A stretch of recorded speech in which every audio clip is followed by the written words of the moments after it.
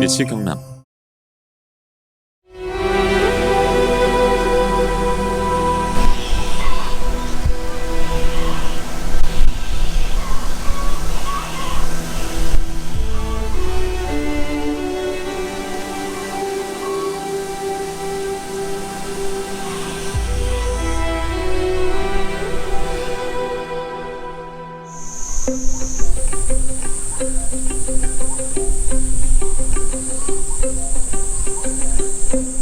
날씨도 너무 좋습니다. 하늘 보세요, 하늘.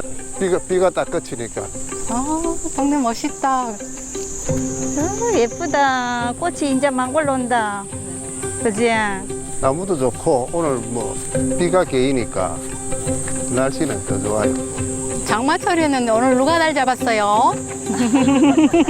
마치 비가 그쳐주네.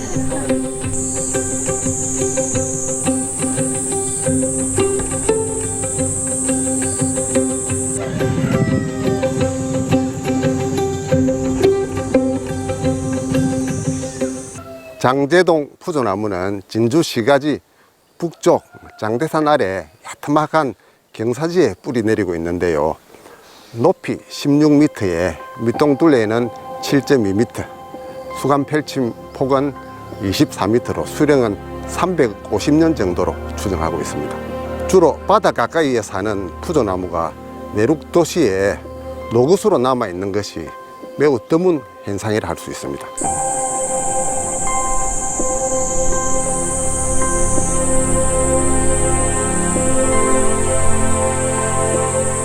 여기는 제 고향이고요. 여기에 또 저희 선산이 있기 때문에 자주 오는 곳입니다. 이렇게 큰 나무가 언제쯤 심었는지, 나이가 어느 정도 되는지, 그게 항상 궁금했고요. 또 두 번째는 이게 저희들이 알기로는 보통 팽나무라는 이런 나무들이 많이 자생을 하고 있는데, 이 나무가 이름이 정확하게 맞는 건지.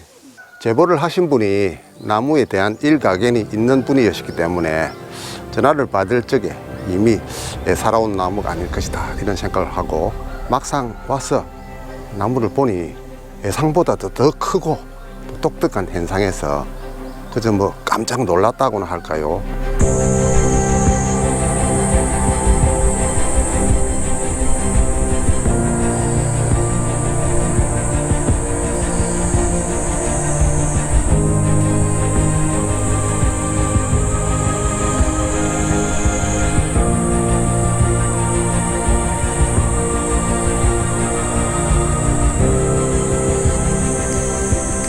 생김새가 또 복주머니 같다, 그지? 저는 이야기 주머니 같습니다. 이야기 중. 오랜 세월 예. 지난 사람들의 이야기를 다 담겨져 있는 거예요. 네. 가장 큰 특징은 울룩불룩 발달한 돌기들입니다. 광합성 산물인 탄수화물이 뿌리 쪽으로 내려가다가 몸통 줄기에서 정체되고 쌓이면서 둥거진 것인데, 주로 안반지형의 노구수에서 발생합니다. 그 모습이 복주머니 같아서 특이한 볼거리가 되는 희소성 높은 보수입니다.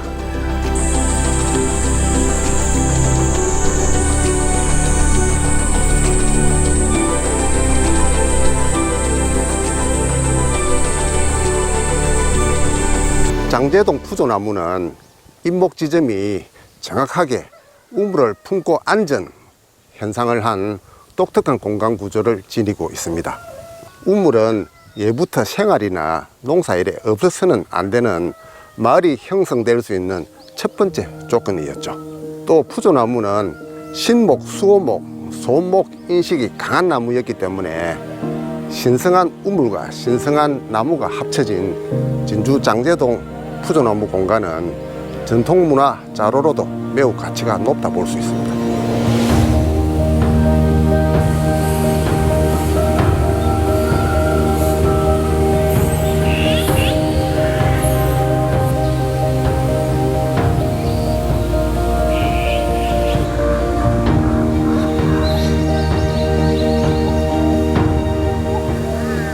마을에서는 이제 중요 여기면서 옛날 같으면 뭐 귀신 붙는다고 상류도 이 나무 생기고 나서는 한 번도 못 지나고 둘러서 가고 8월 백중때 되는 것 같으면 동네 주민들이 각 가정마다 나와가지고 뭐 마을 청소도 하고 우물 정리도 하고 그리고 또 객지 나가 있는 분들도 혹시 자주 오는 것 같으면 이 나무에 관심을 가지고 다른 건 몰라도 그 뭐 사라골 샘이라고 사라골 샘 우물 그러는 것 같으면 나가 있는 주변에 있는 사람들은 전부 다 알고 있을 정도로 명성이 높았습니다.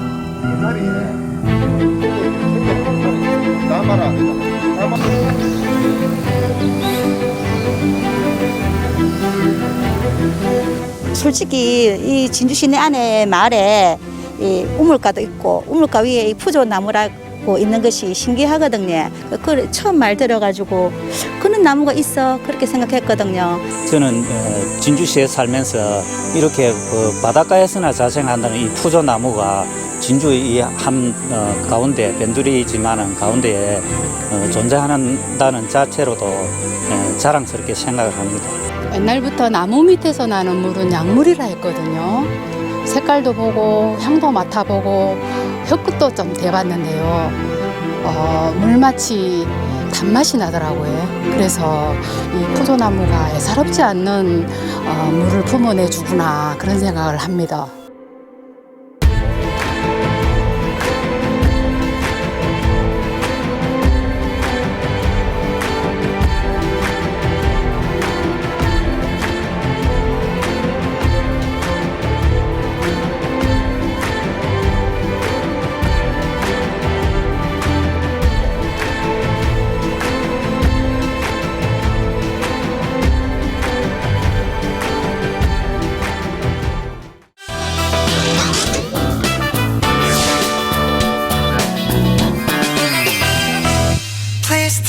여름철은 고온다습한 날씨로 인해 각종 바이러스와 세균 등의 번식이 활발하고 면역력이 크게 떨어지면서 다양한 감염성 질환에 노출되기 쉽습니다.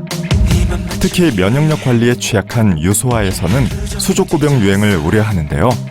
기온이 1도 상승하면 수족구병이 약 11% 증가한다는 연구 결과가 그 이유를 말해줍니다. 조상현 소아청소년과 전문의는 질환에 대한 이해가 수족구병의 건강한 해법이 될 수 있다고 합니다.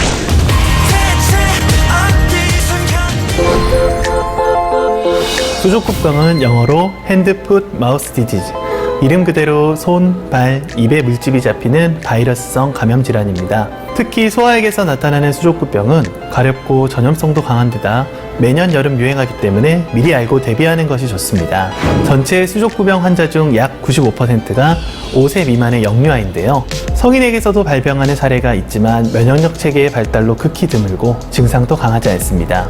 수족구병은 감염 원인 바이러스 이름은 엔테로바이러스, 우리말로는 장 바이러스입니다.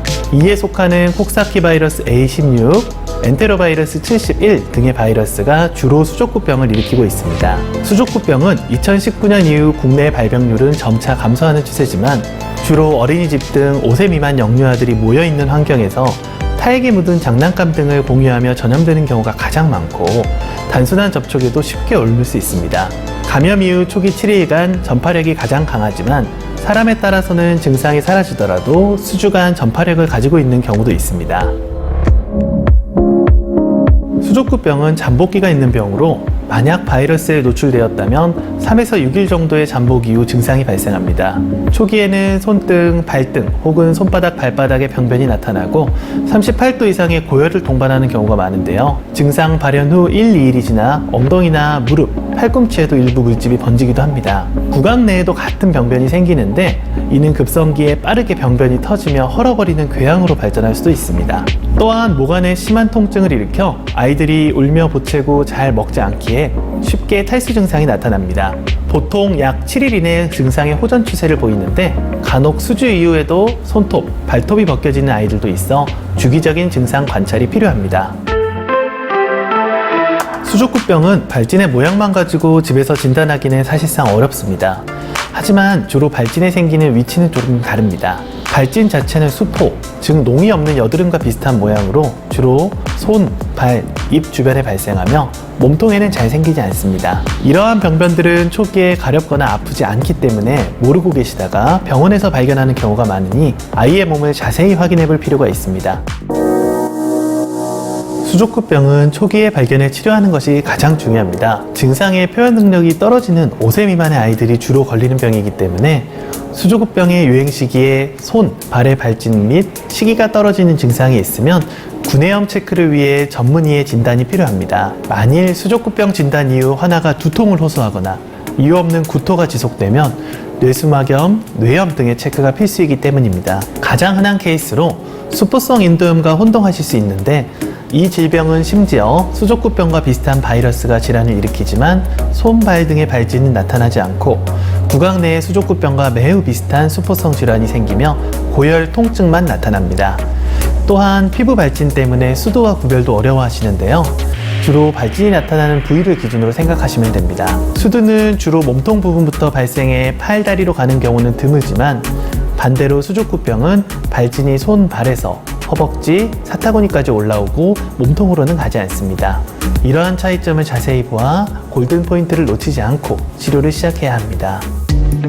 수족구병은 열이 나는 감기와 증상이 비슷해 헷갈리는 경우도 있지만 사례자와 같이 특징적인 증상을 보이면 빠르게 내원해야 합니다. 해열제를 먹어도 반응이 없고 밥을 너무 잘 못 먹고 자꾸 보채더라고요. 그래서 혹시 목 감기인가 처음엔 그랬는데 이제 며칠 지나고 목에 검사했더니 발진이 생겨가지고 이게 수족구구나 알게 됐거든요. 밥을 잘 못 먹으니까 내가 계속 터져가지고 그게 제일 힘들었어요.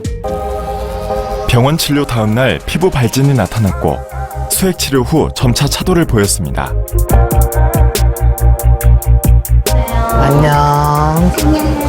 안녕. 안녕하세요. 집에서 밥은 잘 먹었어요? 아니요. 네, 아직 잘 안 먹어요? 설사하거나 이런 건 없었고요. 발진은 다 들어갔네요. 여보세요? 먼저 식욕이 많이 떨어지고 39도 이상의 발열이 나기 시작해서 내원하였습니다. 평소에 잘 먹던 하나가 잘 먹지 않으면서 짜증이 많아지고 자꾸 자려고만 하는 모습이 보여 관찰을 하였을 때 손, 발의 발진은 한두 개씩 조금 나고 있는 양상이었지만 목 안에 구강 내 병변이 굉장히 퍼져 있어서 먼저 수액 치료를 시작을 하였고 진찰을 통해서 먼저 목 안을 확인해 보는 게 좋은데 못 먹는 아가들의 경우에는 탈수 수치를 확인을 하기 위해서 소변 검사나 혈액 검사를 시행해 볼 수 있습니다. 보통 이제 구강 내 병변과 더불어 손바닥, 손등, 발바닥, 발등에 해당 병변과 같은 빨간색 반점이 올라오게 됐는데 물집이 잡혀있는 친구들도 있지만 물집이 없이 이렇게 붉게만 올라오는 반점도 관찰될 수 있습니다. 해당 병변은 크게 가렵거나 아프지 않기 때문에 아이들이 특별하게 자각 증상이 없는 경우도 있는데요. 팔목이나 팔등, 발등, 무릎까지 올라오는 경우도 있기 때문에 생겼을 때는 구강 내를 관찰하기 위해 병원으로 내원해 주시기를 추천드립니다. 해열제를 처방을 해서 먼저 잘 먹을 수 있게 만드는 게 제일 중요한 치료고요. 충분한 수분 공급과 영양 공급만으로도 이겨낼 수 있는 질병입니다. 격리를 해야 되는 전염성이 굉장히 높은 질환이기 때문에 손 씻기와 분리, 격리가 굉장히 중요한 질병이라고 볼 수 있겠습니다. 가끔 어머님들께서 많이 여쭤보는 질문 중에 하나가 큰애가 지금 수족구에 걸려있고 작은 아이는 증상이 없는데 작은 아이는 어린이집에 가도 되느냐 이런 질문 많이 물어보시는데요. 결론부터 말씀드리면 증상이 없는 아이는 가도 됩니다. 발진이나 열, 아직 증상이 나타나기 전에 아이는 감염력이 있다고 보는 건 아니기 때문에 보통은 증상이 없을 때부터 미리 조심하시는 건 아니고요. 대신 그 아이 자체의 컨디션을 위해 손을 잘 씻고 물을 잘 먹이며 컨디션 조절을 하시는 게 최선의 방법입니다. 코로나19 이후 수족구병 발생률이 주춤했다고 하지만 여전히 한 아이가 걸리면 집단 감염이 될 만큼 전염성이 강해 긴장을 늦추기는 어렵습니다. 수족구병은 결국 탈수와의 싸움입니다. 초반에 열을 빨리 잡으려고 무리한 치료를 하는 것은 큰 도움이 되지 않고 적절한 조치가 이루어진다면 길어도 7일 이내에는 나을 수 있는 병입니다. 사실 이 수족구병의 바이러스를 직접적으로 죽이는 치료제가 없어 아이들 본인의 면역력, 충분한 수분과 영양 공급으로 병을 이겨낼 수 있도록 계획하는 것입니다. 조금씩 자주 수분을 섭취하며 부드러운 음식을 몇 끼 먹여주시는 것이 중요한데요. 하지만 구강내 통증이 너무 심하고 잘 먹지 않거나 심하게 보채는 경우 통증을 잡기 위해 진통제를 처방하기도 합니다. 특히 어린 환자 중 해열제가 잘 듣지 않거나 해열제를 거부하는 경우, 고열이 지속되며 탈수를 동반하는 경우에는 입원해서 수액치료를 동반하는데 영양 공급을 제때 해주면 빠르고 건강하게 태어날 수 있습니다. 드물지만 합병증의 위험으로 가장 주의해야 할 것은 바이러스성 뇌수막염 및 뇌염인데요. 고열과 동반한 두통을 호소하거나 심한 구토를 하거나 목 뒤가 뻣뻣해지는 등의 다른 특징이 있습니다. 특히 어린아이들의 경우 두통의 호소를 알아채기 어렵기 때문에 주의 깊게 보셔야 합니다. 또한 이 바이러스가 심장에 심근염 증상을 나타낼 수도 있어 호흡곤란 등을 체크하는 것도 중요합니다. 수족구병에 물집을 터뜨리고 약을 바르면 빨리 낫는다고 생각하는 분들이 계시는데요. 절대 하시면 안 됩니다.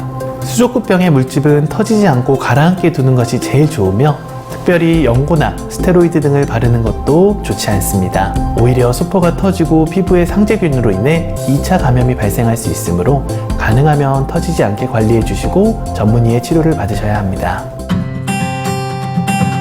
안타깝게도 아직 수족구병에 대한 백신은 없기 때문에 위생관리 및 소독을 통해 전염되지 않도록 해야 됩니다. 무엇보다 학교나 어린이집 등에서 집단 감염이 발생했을 때는 가족 모두가 외출 후, 배변 후, 식사 전후, 기저귀 교체 전후에는 30초 이상 비눗물로 손을 씻는 것이 중요합니다. 특히 신생아가 있는 가정에서는 형제를 통한 감염이 없도록 주의하고 수족구병 하나의 옷은 따로 세탁하고 이불 등의 침구도 미감염 어린이와는 따로 쓰는 것을 추천드리며 같이 쓰는 장난감, 놀이기구 등은 소독이 필수적입니다.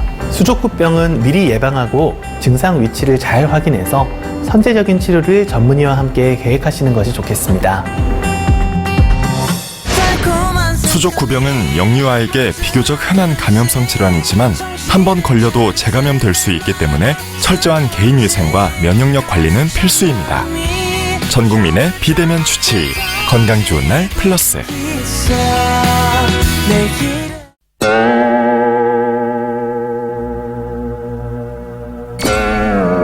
인상이 많이 남는다던데. 근데 90%가 안 된다고 생각을 하시더라고. 여자 힘으로는 나는 못한다. 엄마야, 엄마이 가시다 참말로.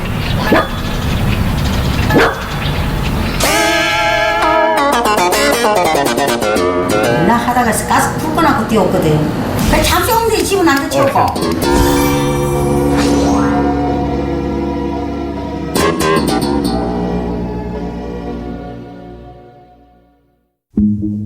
덥고 습하고 본격적으로 시작된 데프리카의 여름. 이맘때면 어김없이 떠오르는 것이 있으니 바로 무더위를 날려버릴 시원한 여름의 맛. 그런데 늘 먹던 것들이 식상하다면 그런 당신을 위해 준비했다. 올 여름을 강타할 특별한 여름의 맛 지금 공개합니다. 제철을 맞은 여름의 맛. 그 첫 번째 주인공은 바로 여름 디저트의 황제 빙수 되시겠다. 그런데 이곳의 빙수는 좀 특별하다. 저희 가게에서는 빙수를 수북하게 쌓아드립니다. 사장님의 자신감만큼 수북이 쌓여가는 새하얀 얼음. 저희는 우유 얼음이 아니고 생얼음을 사용하였습니다. 그리고 적정 온도를 찾아서 높이 쌓아도 무너지지 않게끔 만들었습니다. 쌓고 또 쌓은 얼음에 특제 연유 소스 뿌려주고 단팥 한 스푼 무심히 툭 올려주면 높이만 무려 20cm, 피사의 사탑 버금가는 탑빙수 대령이요.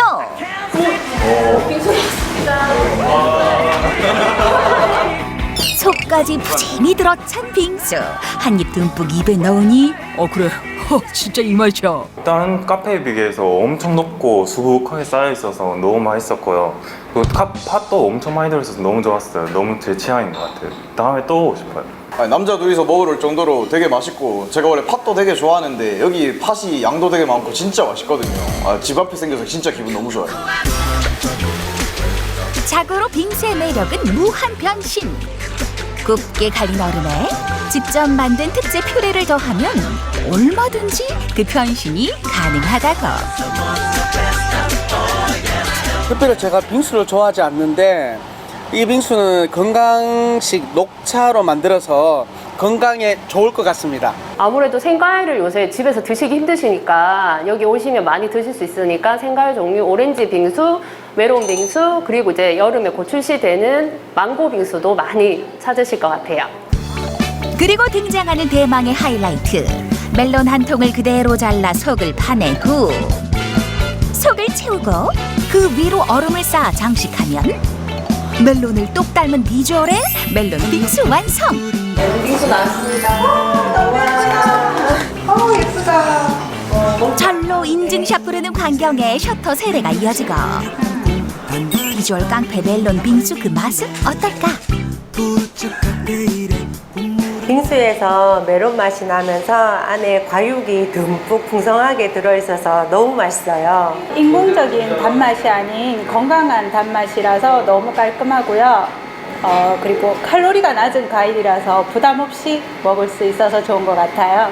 역시 여름에는 시원한 빙수가 진리예요. 최고! 두 번째 여름의 맛을 찾아온 한적의 한 카페. 가게 곳곳의 소품들에서 한 가지 공통점이 연상되는데 저희는 호주식 커피와 호주 디저트를 판매하는 카페입니다. 확고한 커피 부심으로 세계적인 프랜차이즈도 100기를 들게 만든 커피의 나라 호주. 그 맛을 대구에서 재현하고자 호주로 유학까지 다녀왔다는 사장님. 호주는 이제 또 죽더라고. 이제 더워지고도 뜨거운 커피를 많이 마십니다. 그래서 대체로 라떼류 커피들을 그중에서 많이 드시는데 그래서 그런지 밀크 베이스 커피류들이 상당히 세분화되어 있어요. 우리가 알고 있는 플랫 화이트 같은 경우는 사실은 호주에서 유래가 되었는데 거품층이 제일 얇은 커피이기 때문에 우유 맛을 조금 더 느낄 수 있는 그런 부드러운 커피라고 생각하시면 됩니다. 호주식 카페라는 이름답게 커피도 호주식, 디저트도 호주식. 그 중에서도 오늘의 주인공은 그 이름도 생소한 수박 케이크. 호주 시드니 현지에서도 굉장히 유명한 케이크입니다. 실제 수박이 들어가는 케이크인데요. 시드니로 꼭 여행 가시는 분들이라면 꼭 한 번쯤 드시는 그런 디저트 중에 한 가지입니다. 네, 고맙습니다. 오직 이 시기에만 맛볼 수 있다는 여름 한정 메뉴 수박 케이크. 드디어 먹어보네. 아, 너무 예쁘다. 독특한 비주얼로 먼저 시선을 사로잡고 수박과 크림빵의 오묘한 조화가 입맛을 사로잡으니 포크를 멈출 수가 없다.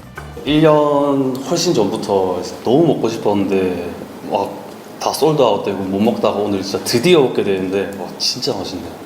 케이크 시트랑 이게 수박이 딱 적셔지면서 더 달콤하게 느껴지고 이게 진짜 여름에만 먹을 수 있는 거니까 꼭 한번 와서 먹어보면 진짜 좋을 것 같아요. 제가 시드니에서 한 6년 반, 7년 정도 살았는데요. 진짜 그때 먹었던 수박 케이크가 되게 맛이 똑같아요. 되게 맛있고 카페 분위기도 되게 호주식스럽고 되게 좋은 것 같습니다. 그 비결을 찾아 주방으로. 케이크는 뭐니 해도 시트가 생명인데 이 케이크 시트에는 밀가루도 버터도 쓰지 않는다고? 재료는 엄청 간단한데요. 그 흰자랑 설탕이랑 그다음에 아몬드 가루랑 그 슈가 파우더라고 이렇게 엄청 간단하게 들어가고 오븐 속에서 푹신하게 구워진 케이크 시트 위에 미리 준비한 수박과 크림을 쌓은 뒤 데코레이션으로 마무리. 멀리 갈 필요가 없다. 이 순간만큼은 여기가 호주 시드니. 실제로 시드니에서 수박 케이크를 만드는 곳에서 취업을 하게 돼가지고 그거를 토대로 해서 다시 한국에 와서 또 많이 또 만들어 봤어요. 아무래도 환경도 다르고 식자재도 조금 다르기 때문에 저희가 또 저희만의 스타일대로 또 만들도록 많이 노력했습니다. 사장님의 노하우가 듬뿍 담긴 수박 케이크. 새로운 여름의 맛으로 아주 제격이다. 수박으로 케이크를 만든다고 의아했는데 막상 먹어보니 비주얼과 맛이 너무 환상적입니다. 너무 맛있는 것 같아요. 제가 원래는 커피랑 디저트를 그렇게 좋아하지 않았는데 호주식 카페에 처음 이제 커피를 접하고 나서부터 제가 엄청 자주 오는 곳이에요. 이탈리아 커피나 여러 다른 일반적인 프랜차이즈 커피나 이런 것들도 많은데 이렇게 호주식에 맞게끔 디저트와 커피를 먹을 수 있는 건 뭐 개인적으로서는 되게 특별한 경험인 것 같습니다. 올여름 저희와 함께 새로운 여름의 맛에 도전해보세요. 무더위에 지친 여름, 시원하게 더위를 날려버릴 수 있는 방법. 색다른 여름 디저트와 함께 올여름 추억을 남겨보는 건 어떨까요? 자, 담미가 씨.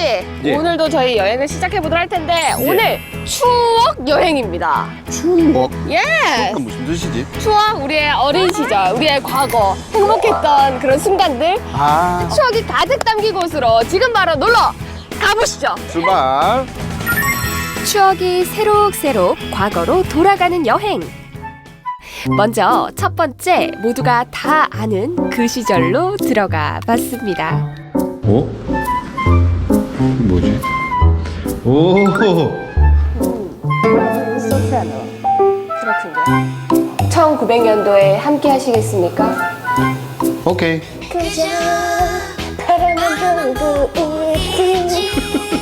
담비가 씨, 저 부끄러워하지 마세요. 이곳이 어떤 곳인지 궁금하시죠? 조금 1950년대부터 1990년대까지의 의상을 좀 대여를 해주시면서 좀 한편의 영화 속 주인공이 될 수 있게끔 스냅 촬영을 해주는 스튜디오입니다. 아니 이게 무슨 옷이에요? 이게 무슨 옷이냐면요, 담미아 씨한테 어울리는 옷을 찾을 거예요. 자, 여러분 첫 번째 이 배경으로 한 영화. 어우, 이훈경 노래 나오죠?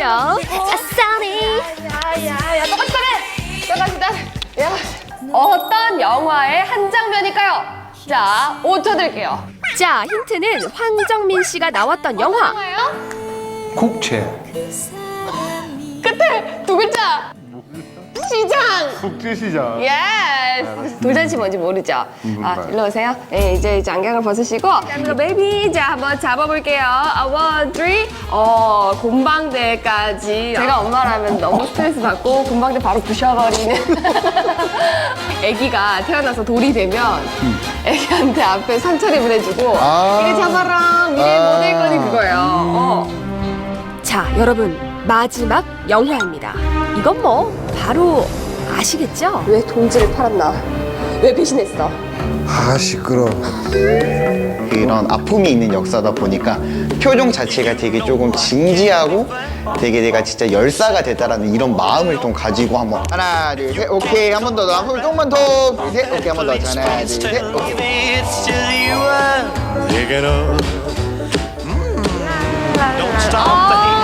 보수동 책방골목. 그거 뭐죠? 지금 어른이 된 옛날의 어린이들. 그 어린이들의 추억이 가득한 곳이 바로 여기예요. 여러분, 보수동 책방골목 다들 아시죠? 이게 책이에요? 네. 깔끔하다. 책 많네요. 엄청 많죠. 와. 혹시 이 책 파는 사람이 이 책 다 읽었는가요? 아닐걸요?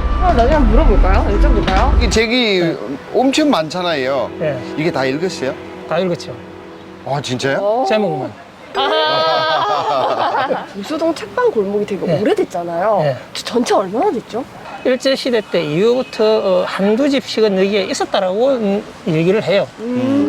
때마침 책방에 대해 추억이 가득한 손님 한 분께서 책을 사러 오셨더라고요. 대학교 때는 여기 책 팔러도 오고 그때 이거 부모 용돈 안 주니까 싹 책 팔아가지고 용돈도 쓰고 꼭 있어야 될 책들은 여기 와서 또 구매도 하고 옛날엔 이게 굉장했거든요. 우리 어렸을 때는. 근데 지금은 좀 많이 침체된 것 같은데 그래도 이런 게 있어가지고 너무 기분이 좋고 꼭 있어야 될 책방인 것 같아요. 맞아요. 근데 옛날에 여기 앉아가지고 책을 읽고 싶었던 사람들도 있을 거 아니에요? 그렇죠. 책 위에서 많이 앉았죠. 이런 책 묶음 한 개 갖다 놓고 이래가지고 앉아가지고 모여가지고 또 놀기도 하고 저녁에 소주도 한잔 먹기도 하고 여기서요? 책을 읽기도 하고 뭐 이게 의자도 되고 아, 제 이게 집이었네요. 상품이 되기도 하는데 요즘은 여기 앉으면 소유자들이 싫어할까 봐 못 한 게 아니에요. 아니 뭔가 자꾸 향수를 일어나는 느낌이 그렇죠, 좀 든다. 그렇죠. 아 근데 여기에 되게 오래된 책들도 많을 것 같아, 그죠? 맞아요.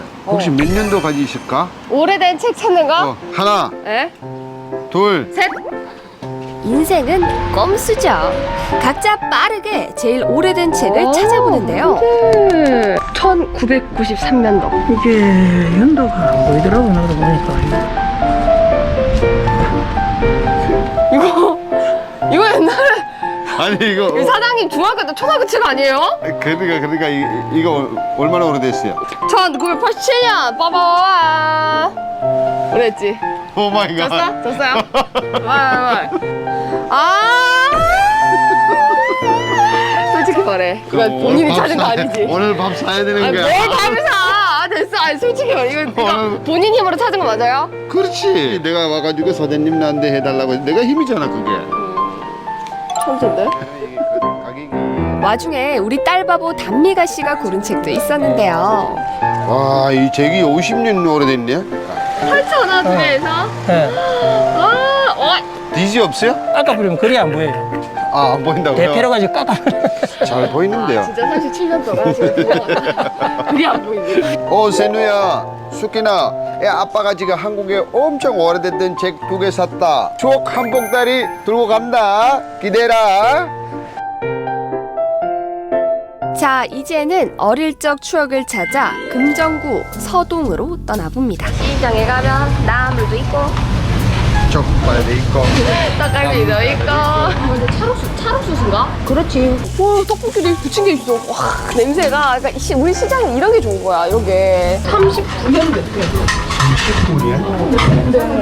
39년 지금 여기 가격대가 1,000원, 1,500원이거든요. 그럼 39년 전에는 100원이었던 건가?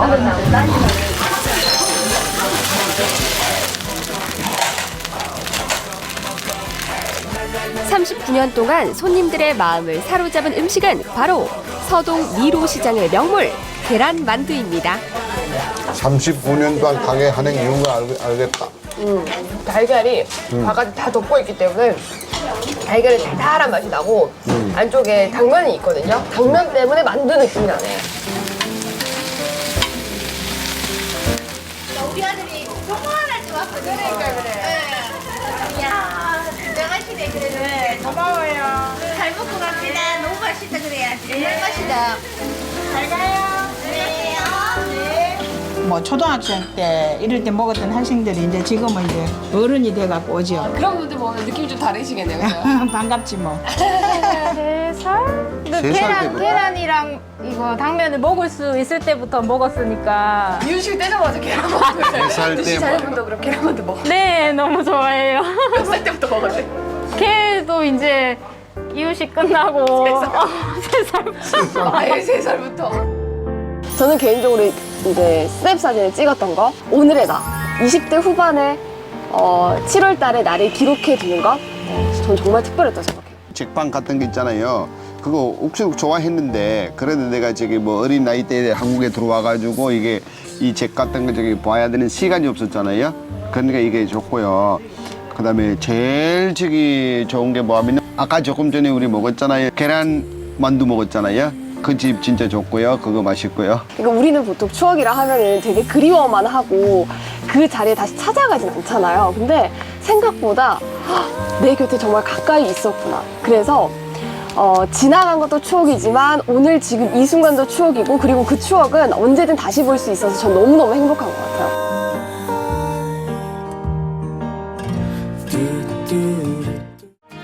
지난 4월 우리나라 최초 동물병원 웹드라마가 동영상 스트리밍 서비스를 통해 방송됐습니다. 반려동물과 주인 그리고 수의사에게 일어나는 사건 사고를 총 9화의 드라마로 풀어냈는데요. 목줄을 하지 않아 생긴 교통사고부터 반려동물 유기까지 동물병원에서 만나게 되는 이야기들이 실제 사례를 통해 제작됐습니다.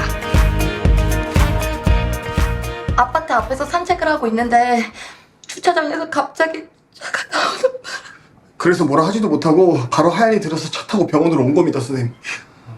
목줄은 하셨나요? 아니요, 집 근처라 금방 들어가려고 했거든요. 우와 여기 제가 드라마에서 봤던 동물병원이에요. 아니 진짜로 여기서 촬영을 진행했었나 봐요. 이 동물병원은 웹드라마의 촬영 장소이자 배경이 된 곳입니다. 24시간 동물의 진료가 이뤄지는 곳이라 밤낮을 가리지 않고 치료가 필요한 동물들이 찾아온다고 합니다. 안녕하세요. 네, 반갑습니다. 어서 오세요.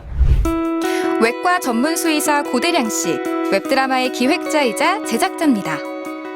선생님, 제가 너튜브로 동물병원 드라마 다 봤거든요. 근데 알고 보니까 제작자시라고요? 네, 맞아요. 숨어있는 캐릭터인데 네. 어떻게 보면 아프다고 말해줘가 1회부터 9화까지 처음부터 끝까지 제작했던 사람입니다. 의사인데 어쩌다가 이 드라마를 제작하게 되신 거예요? 제가 원래 의학 드라마를 되게 좋아해요. 그래서 한국이나 이런 의학 드라마 다 섭렵을 했는데 유독 왜 동물병원에 관련된 드라마가 없을까라는 부분을 생각을 하게 됐고 직접 한번 만들어 보면 어떨까. 근데 보통 드라마들은 제작 기간이 좀 오래 걸리는 편이잖아요. 이번 웹드라마는 어느 정도 걸리셨어요? 한 1년 정도 걸렸습니다. 이거를 제작할 때 기획이라든지 촬영 테이크 들어갈 때까지도 사실 준비 기간이 좀 꽤 길었어요. 왜냐하면 좀 서툴고 사실 처음 해보는 컨텐츠다 보니까 좀 시간을 따져보니까 거의 1년 가까이 걸렸던 것 같아요. 오랫동안 동물의 외과 치료를 맡아오면서 여러 가지 반려동물의 사고를 접했고 그때마다 아쉽고 안타까웠던 반려가족들의 이야기들을 드라마로 만들었다고 하는데요. 반려동물을 키우고 있는 사람이라면 공감할 만한 이야기가 에피소드마다 꼭꼭 담겨 있습니다. 제가 드라마를 또 다 봤거든요. 근데 에피소드마다 또 주제들이 있더라고요. 그런데 이런 주제는 또 어떻게 선정했는지 이것도 궁금해요. 스토리텔링이 좀 포함되면서 보호자분들에게 조금 알려줄 수 있는 그러한 주제 선정을 일단 집중을 하게 됐고요. 이제 이 에피소드에 내가 하고 싶은 말을 농축해서 알려드리는 거죠. 예를 들어서 유기견 문제라든지 학대 문제, 안락사 문제. 저도 확실히 드라마로 보니까 주제가 확실히 더 와닿더라고요. 그렇죠. 그래서 그런 걸 사실은 좀 집중을 많이 했어요. 드라마의 재미적인 요소도 필요하겠지만 어떻게 보면 그 화마다 전달을 하고자 하는 그런 메시지를 효과적으로 어떻게든 이제 전달을 하고 싶은 마음에 이 촬영할 때마다 계속 작가분과 배우분이랑 얘기를 많이 했었거든요. 또 카메라라든지 이런 것도 꼭 포함돼야 될 장면들 이런 것들도 계속 논의를 하면서 촬영하게 되었죠. 올해로 동물을 치료한 지 15년이 됐다는 외과 전문 수의사 고대량 씨. 한 달 평균 50여 차례 수술을 할 만큼 관절이나 기형 등 난치성 질환 치료를 주로 해왔습니다. 동물을 치료할 때마다 반려동물에 대한 사람들의 인식이 아쉬웠고 어떻게 하면 잘못된 오해와 선입견을 바꿀 수 있을까 고민하다가 웹드라마를 기획하게 됐다고 합니다.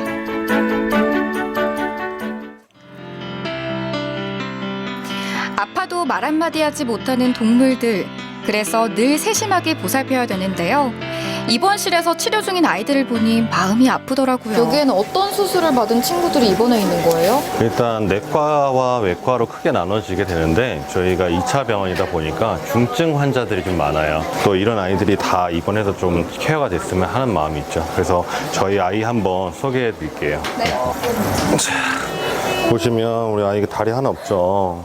아이가 올해 나이가 14살 정도 되는데 사실은 아이가 4살 때 10년 전이죠. 그때 보호자분이 저한테 치료를 맡기고 버렸던 아이예요. 그때는 어쩔 수 없이 제가 이제 키우게 됐고 저희 드라마 3회차 때 또 출연했던 아이예요. 네. 네. 그래서 별명이 있어요. 그래서 앞다리가 지금 하나 굽혀져 있잖아요. 너무 슬플까봐 조금 유머러스하게 세상에서 가장 작은 티라노사우루스. 아, 이거 웃어도 되는지 모르겠는데 좀 우프네요. 너무 마음이 아파요. 밤낮 없이 다치고 아픈 아이들이 찾아오는 동물병원. 어떻게 하면 동물들이 좀 더 건강하게 생활할 수 있을까 늘 고민했고 그 메시지를 누구나 쉽고 재미있게 접할 수 있는 웹드라마에 담기로 한 것이죠. 고대량 수의사는 동료들과 함께 시골 마을로 봉사활동도 다니는데요. 동물병원이 거의 없는 지역을 찾아 유기견이나 반려동물들의 예방접종도 하고 꼭 필요한 검사와 치료를 진행한다고 합니다. 그러면 많은 사람들에게 도움이 된 이 드라마 시즌2도 제작이 될까요? 시나리오나 신업은 어느 정도 다 만들어 놨고 이제 시즌2 같은 경우는 조금 더 분량이 늘어갈 거고 또 스토리텔링을 통해서 또 설명을 드릴 거고 좀 더 깊게 들어가려고 하고 있고 사실은 시즌3까지가 완결판이라고 보시면 돼요. 시즌3 정도가 됐을 때는 정말 잘 풀린다면 이제 메이저 매체 공중파라든지 아니면 요새 나오는 스트림 사이트라든지 그런 데에 좀 협업을 해서 출시가 되면 저희가 너무 좋을 것 같아요. 제 꿈이라고 보시면 될 것 같아요. 네, 저도 시즌2 정말 기대하겠습니다. 저는 오늘 드라마의 제작자이자 동물을 치료하는 수의사 선생님을 만나봤는데요. 드라마도 보고 이렇게 병원에 직접 와서 보니까 가장 중요한 건 사람들의 인식 개선이겠다라는 생각이 들더라고요. 앞으로 우리가 동물과 건강하게 함께 살아가기 위해서는 여러분의 많은 관심과 사랑이 필요한 거 아시겠죠? 동물을 사랑하는 것은 그들의 생명을 존중하고 지켜내는 것이라 믿는 고대량 수의사. 그의 노력이 밑거름이 되어 많은 반려동물들이 더 건강하고 행복하게 살 수 있기를 소망합니다.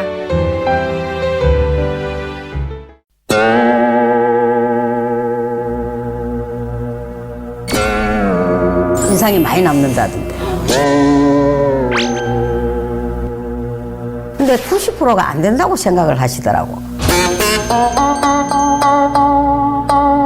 여자 힘으로는 나는 못한다.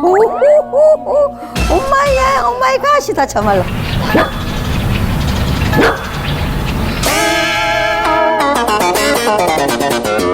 나 하다가 가스 풀고 나고 뛰었거든. 잠시 엉덩이 집은 안 되치우고.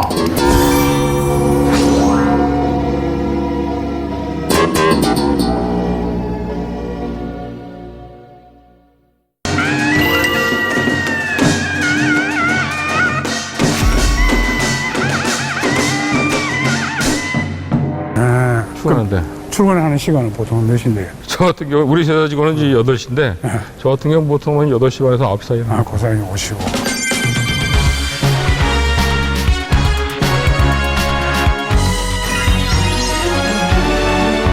아이고야 이거 엄청납니다. 이게 지금 딱 현장 가면 어마어마하게 많겠죠. 그중에 요건 일부분입니까? 일부분. 일부분만 약간 한 2~3% 정도밖에 해놓은 그렇습니다. 요거는 뭡니까? 요거. 요게 지금 이제 뭐 전기자동차라는 전기자동차용 배터리. 그겁니까 이게? 와.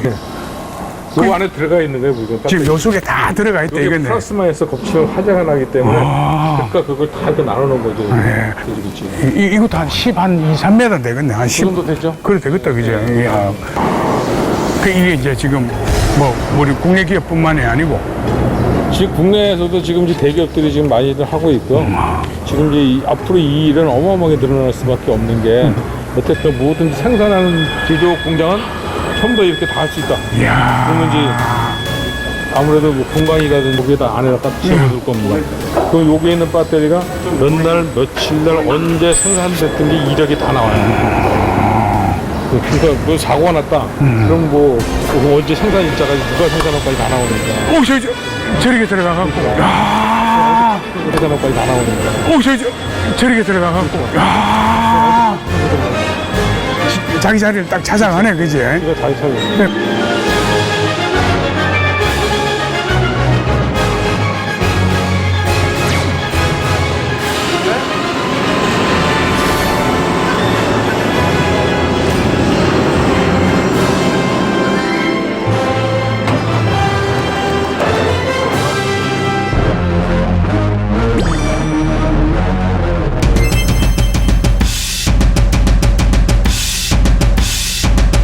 제조 공정 중에 있어가지고 잠깐 보관하는 용도하고 그다음에 이 필요한 작업 공정에 들어가는 뭐 고온으로 온도를 올린다든지 아니면은 일정 온도까지 냉각을 시킨다든지 그런 용도의 창고 개념이라고 보시면 돼요. 지금 저희 주 고객사에서 하는 거는 자동차용 배터리고요. 흔히 말하는 저희가 이제 각형이라 그래서 사각형의 모양을 갖추고 있는 배터리 형태랑 그다음에 파우치라 그래가지고 각형은 아니고 이제 접힐 수 있는 전지를 제작하는 겁니다. 네, 저희가 지금 고객사가 F사는 노르웨이 회사입니다. 그래서 이 장비는 저희가 테스트 다 끝나면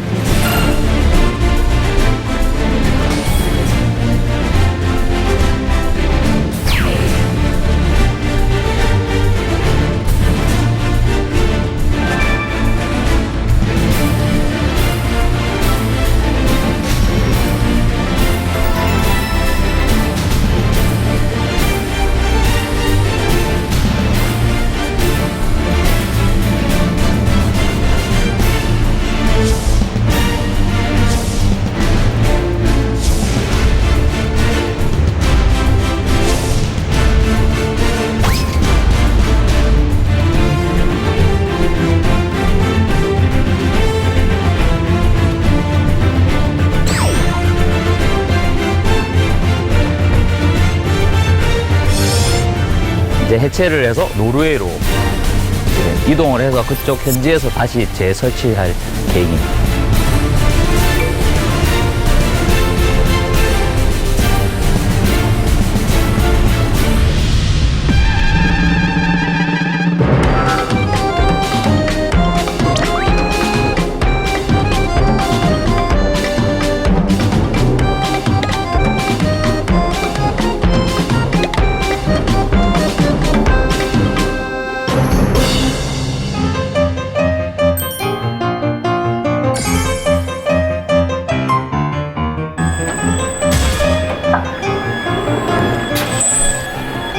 저 뒤에 보시는 렉, 그러니까 쉽게 말하면 물건이 들어가는 보관 장소인데 저기에 위치가 맞지 않게 되면 물건이 떨어질 수도 있고요. 파손이 될 수도 있고. 그래서 항상 정위치에 정해진 자리에 들어갈 수 있어야 되고요.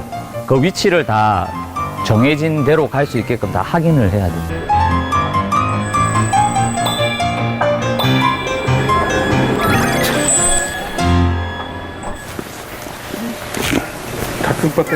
이야, 이게 장소에 들어간 배터리. 그럼 요거를 갖다가 이제 여기다가 보관을 한다 이 말 아닙니까? 그렇죠. 여기 이제 절로 들어가야 되니까. 그냥 이렇게 밀고 가면 됩니까? 이렇게. 오, 이거 술 아니에요? 어? 이거 없으면 이 일하기 힘들겠다. 자, 이 뭐 거의 기술력이 장난 아니네. 이러면 이게 좌우 이것도 되고. 이 재밌네.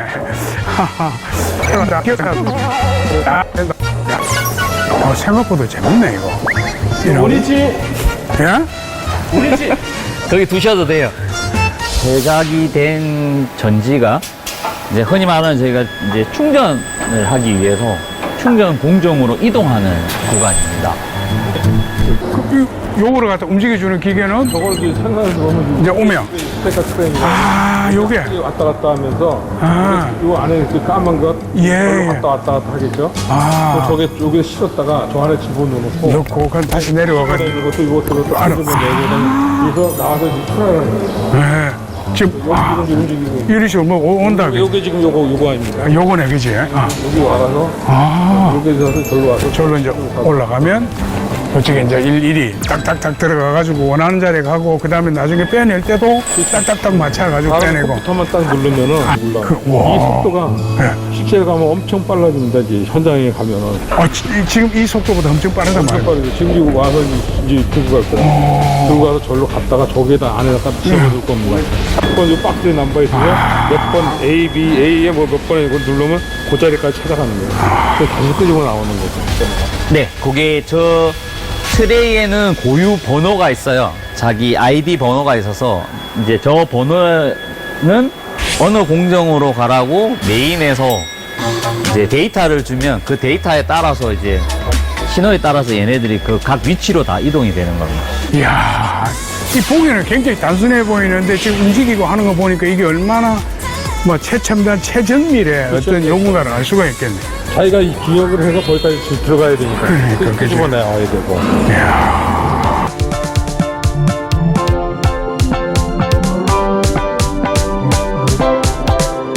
고객사가 자기네들이 이 라인을 설치했을 때 자기네를 생산할 수 있는 캐파가 되는지 그리고 이게 생산에 있어서 전혀 문제가 없다라는 걸 고객사는 검증을 하기 위해서 데모 버전으로 이제 설치를 하는 거고요. 실질적으로 이제 자기네들이 매출을 창출하기에는 양산 라인은 지금 이 규모보다 훨씬 커지는 거죠.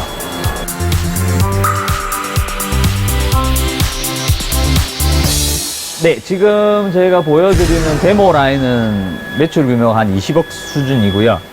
이게 저희가 고객사에서 합격 판정을 받으면 향후 내년에 한 150억 정도 양산 계획이 있습니다.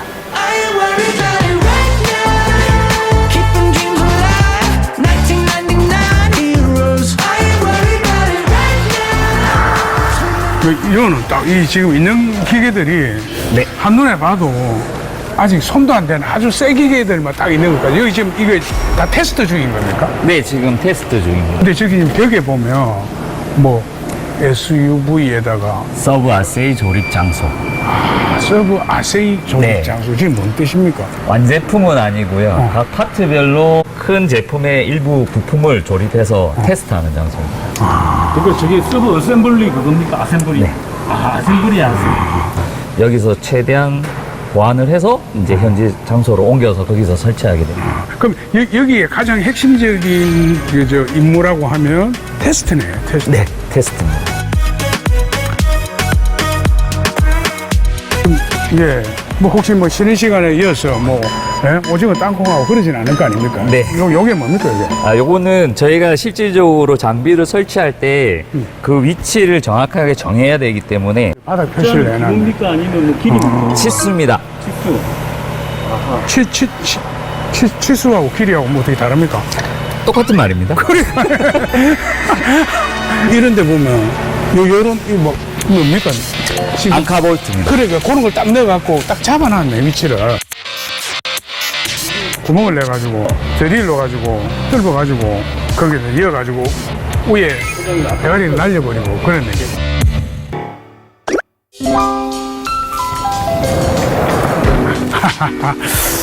영국 속담에 그 우유를 먹는 사람보다는 우유를 배달하는 사람이 더 건강하다는 말이 있습니다.